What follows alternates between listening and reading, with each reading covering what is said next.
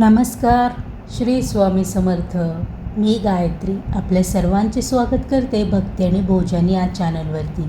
आशा करते की आपण सर्वजण स्वस्थ आहात आणि मस्त आहात. ओम नमो भगवते वासुदेवाय.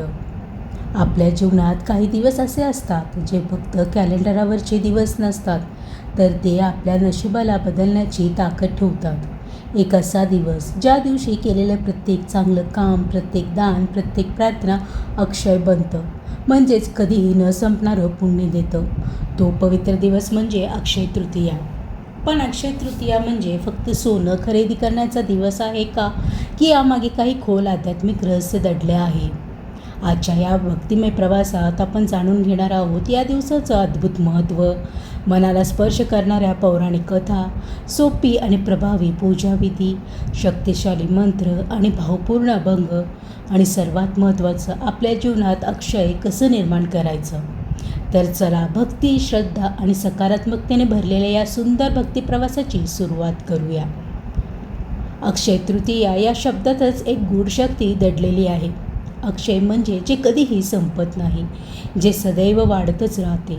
आणि तृतीया म्हणजे वैशाख महिन्यातील शुद्ध तिसरा दिवस.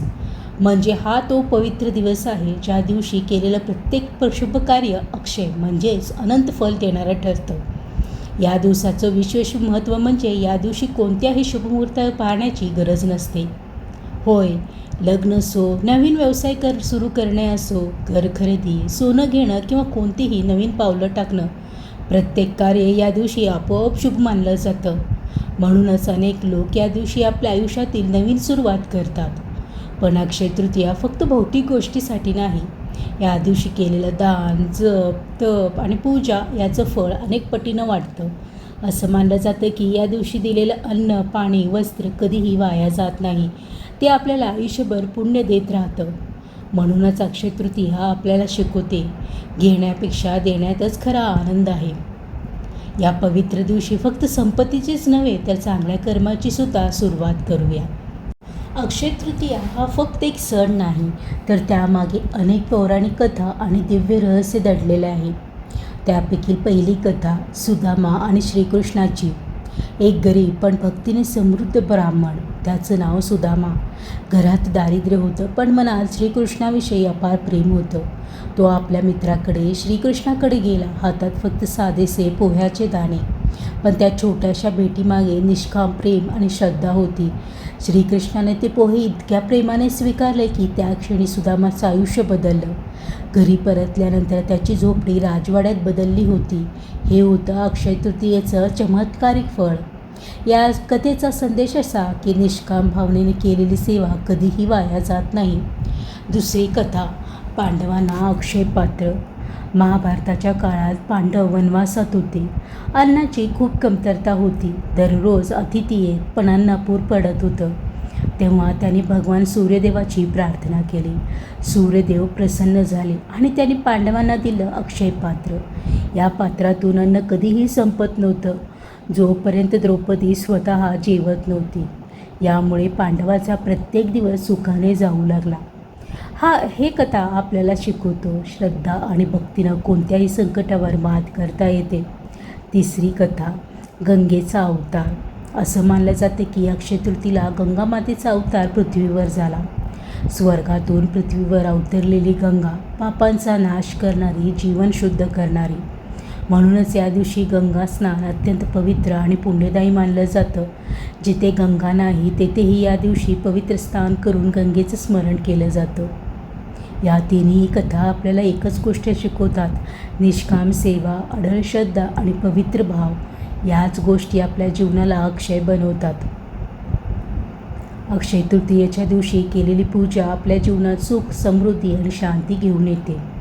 या पवित्र दिवशी शक्यतो लवकर उठावं, स्नान करून शरीर आणि मन दोन्ही शुद्ध करावं.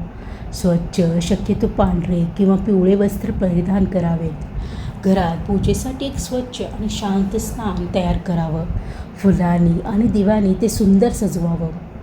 पूजेसाठी लागणारी साधी पण पवित्र सामग्री, ताजी फुले, तुळशीची पाने, तांदूळ, हळद, कुंकू, तेलाचा किंवा तुपाचा दिवा, अगरबत्ती आणि धूप ही साधी सामग्री ही जर श्रद्धेने अर्पण केली तर ती देवापर्यंत नक्की पोहोचते. सर्वप्रथम विघ्नहर्ता गणपतीचं स्मरण करा. ओम गणपते नमः म्हणत पूजा करा. यानंतर भगवान विष्णू आणि माता लक्ष्मीची पूजा करा. त्यांना फळे, फुले, तुळस अर्पण करा. हळद कुंकू लावा. दीप प्रज्वलित करा. मनापासून प्रार्थना करा, हे प्रभू, आमच्या जीवनात सुख, शांती आणि समृद्धी दे. पूजेच्या शेवटी मंत्र जपा. ओम नमो भगवते वासुदेवाय नमः. ओम नमो भगवते वासुदेवाय नमः. ओम श्री लक्ष्मे नमः. ओम श्री लक्ष्मे नमः.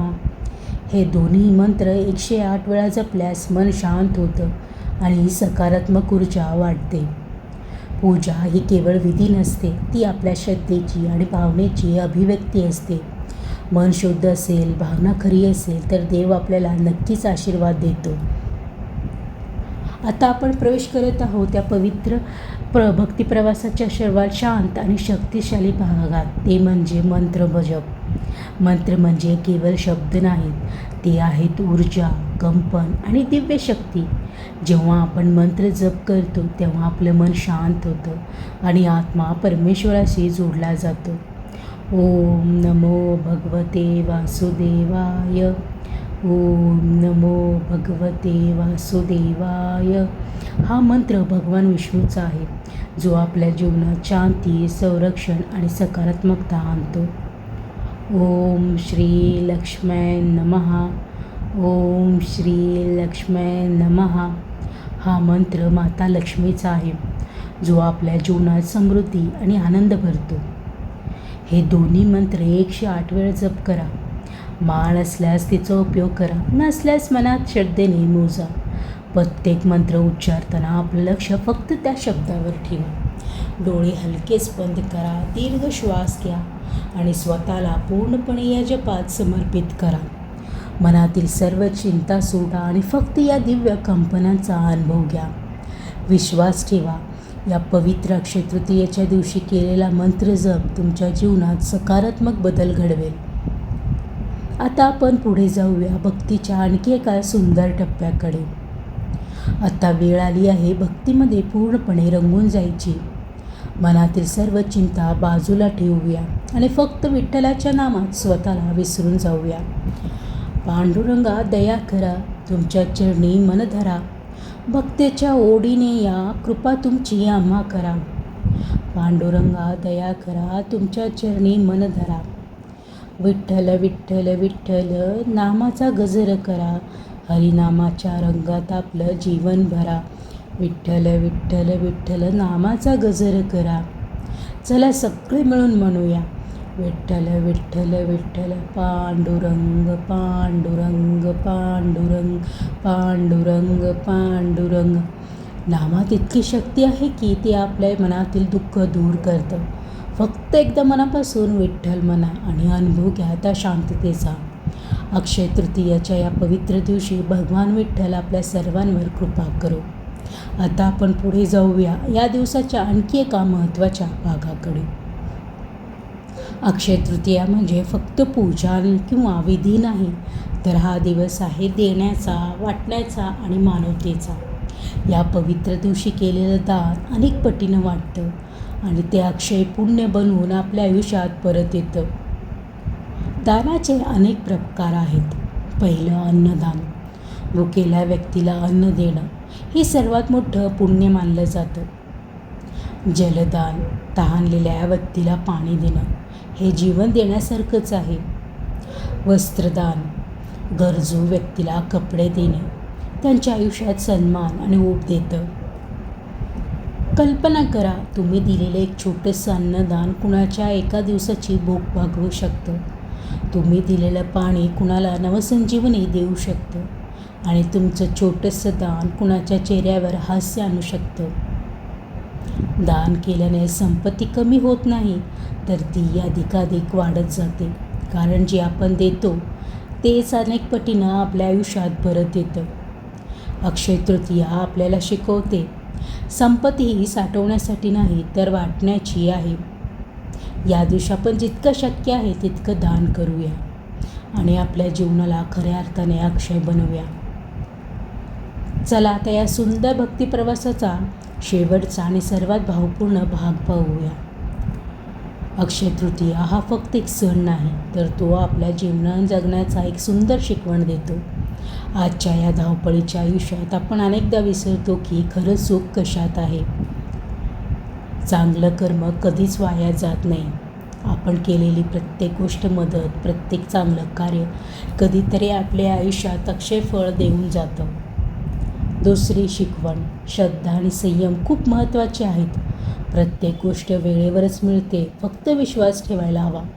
जसं पांडवांनी संकटातही श्रद्धा ठेवली, तसंच आपणही ठेवायला शिकूया. तिसरी शिकवण, दान आणि सेवा हाच खरा धर्म आहे. इतरांना मदत करणं, त्यांच्या चेहऱ्यावर हास्य आणणं याहून मोठं पुण्य काहीच नाही. जर आपण या 3 गोष्टी आपल्या जीवनात अंगीकारल्या तर चांगले कर्म, अढळ श्रद्धा आणि निस्वार्थ सेवा, तर आपलं संपूर्ण आयुष्य खऱ्या अर्थाने अक्षय होईल. या पवित्र दिवशी एक नवा संकल्प करूया. चांगलं जगायचं आणि इतरांसाठी काहीतरी करायचं. आणि आता या सुंदर प्रवासाचा शेवटचा टप्पा पाहूया.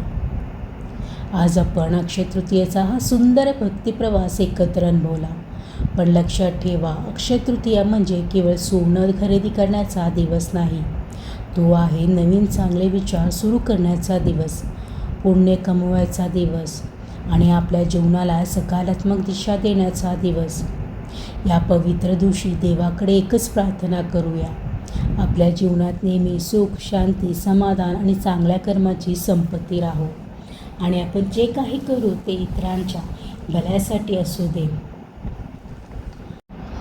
या भक्तिमय प्रवासाचा निरोप घेण्या अगोदर आपण एक छोटीशी कविता अक्षय तृतीयेला उद्देशून ऐकूया.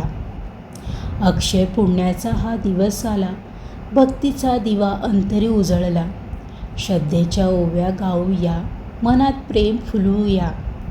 दान धर्माचा मार्ग धरूया, दुःखी जनांना आधार देऊया. सत्कर्माच्या या वाटेवर आनंदाचा सुगंध पसरूया. अक्षय कृपेचा वर्षाव हो, जीवन आपलं सुंदर जावो. आपल्या सर्वांना मनपूर्वक शुभ अक्षय तृतीया. जर तुम्हाला आजची ही माहिती आवडली असल्यास व्हिडिओला लाईक करायला, आपल्या मित्रपरिवारासोबत शेअर करायला, कमेंट करायला, त्याचबरोबर भक्ती आणि भोजन या चॅनलला सबस्क्राईब करायला विसरू नका. माहिती देताना जर काही माहिती चुकीची गेली असल्यास मी तुम्हा सर्वांची माफी मागते.